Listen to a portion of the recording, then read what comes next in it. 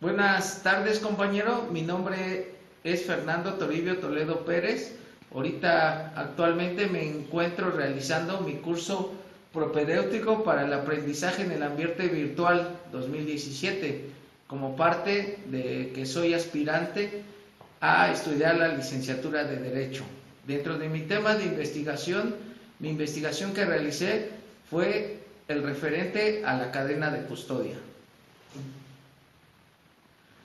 El desarrollo de mi tema lo voy a realizar en 7 puntos, en el cuales el primer punto va a ser relacionado a la introducción, en el segundo va a ser cuál es la cadena de custodia y cuál es su objetivo o cuál es la finalidad de la cadena de custodia.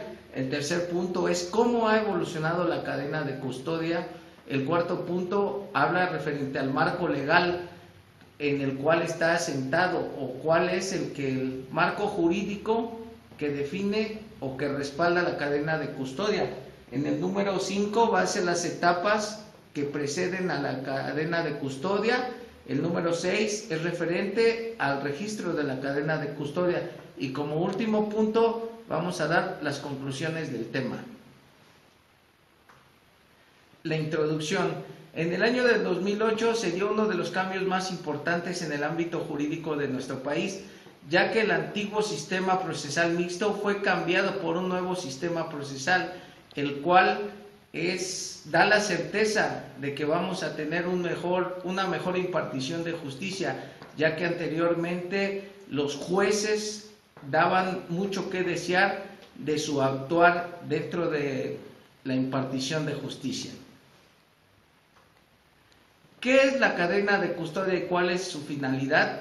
La cadena de custodia se define como el procedimiento controlado que se aplica a los indicios relacionados al delito. Y para tener una mayor idea de qué es la cadena de custodia, les voy a poner un video el cual nos explica de una manera detallada qué es la cadena de custodia.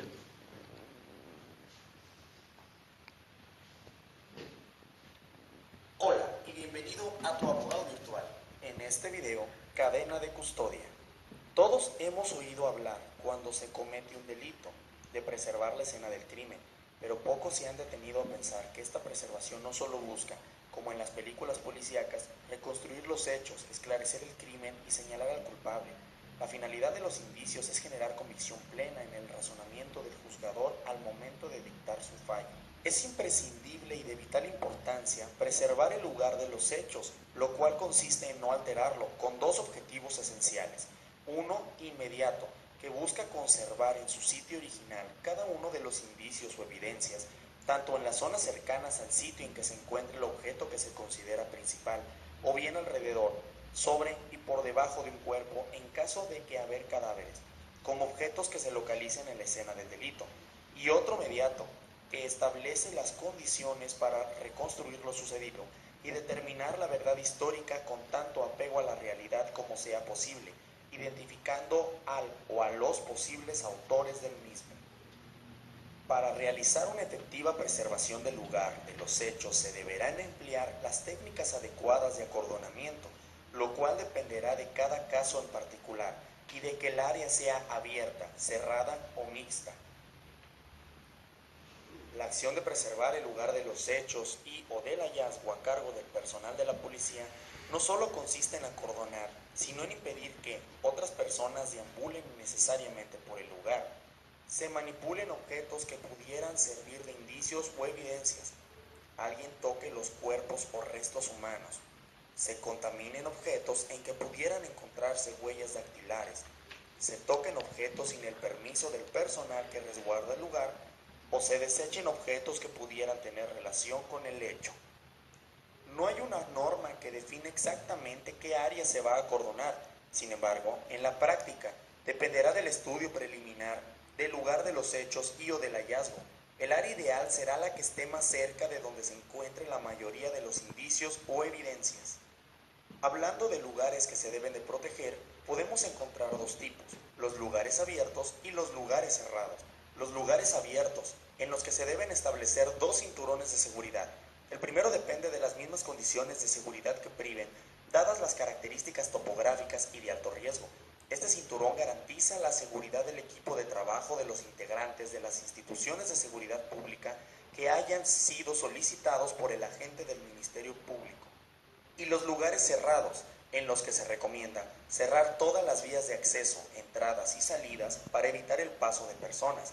En caso de estar cerradas, permanecerán así, pero si están abiertas se protegerán hasta que los expertos intervengan.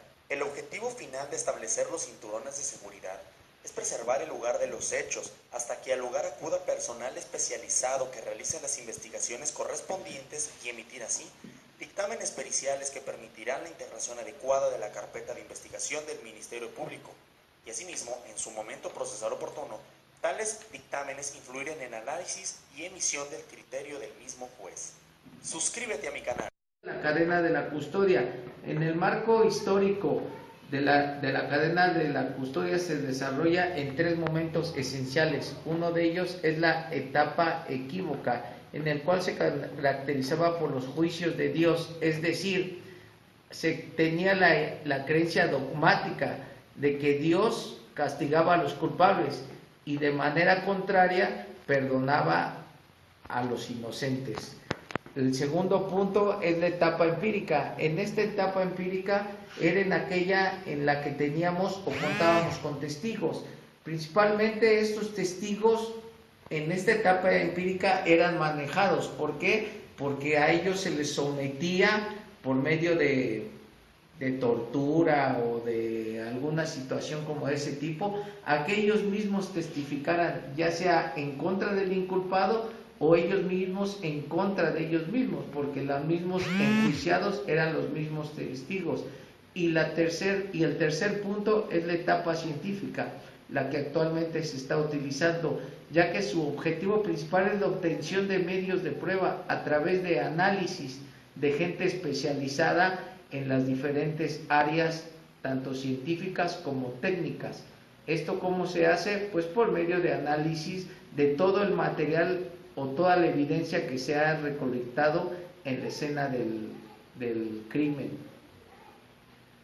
Y el siguiente punto es el marco legal.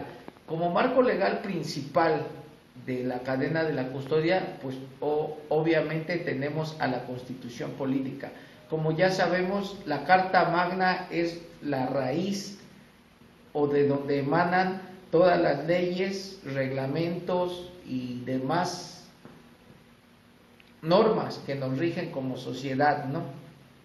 El siguiente punto son las etapas de la cadena de la custodia. La cadena de la custodia cuenta con varias etapas. Una de ellas es la extracción y la recolección de los indicios. Otra de ellas es la preservación y embalaje de estos mismos indicios. La siguiente es la transportación de los indicios y la otra es el traspaso de los indicios. Es cuando la cadena se va pasando de una persona a otra. Es el que los recolecta es una persona, el que los transporta es otra persona, el que los analiza es otra persona. Ese es el traspaso de la cadena de custodia de una persona a otra. Y por último es la custodia de la evidencia. La custodia de la evidencia hasta el momento en el cual el juez o el juzgador va a tener que hacer análisis de esa evidencia para poder llegar a un veredicto referente al juicio. La custodia.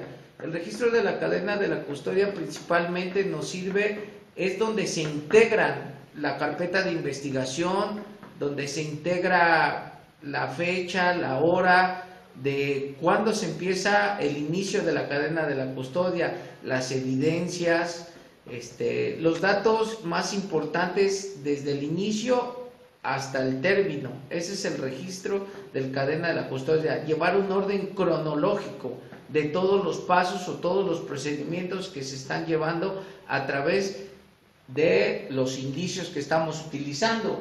Como les comenté, un ejemplo es el traslado, el otro es hasta llegar al análisis. Los últimos datos de un registro de la cadena son una secuencia cronológica de todos los que entran en manejo de la misma. Y por último punto tenemos las conclusiones.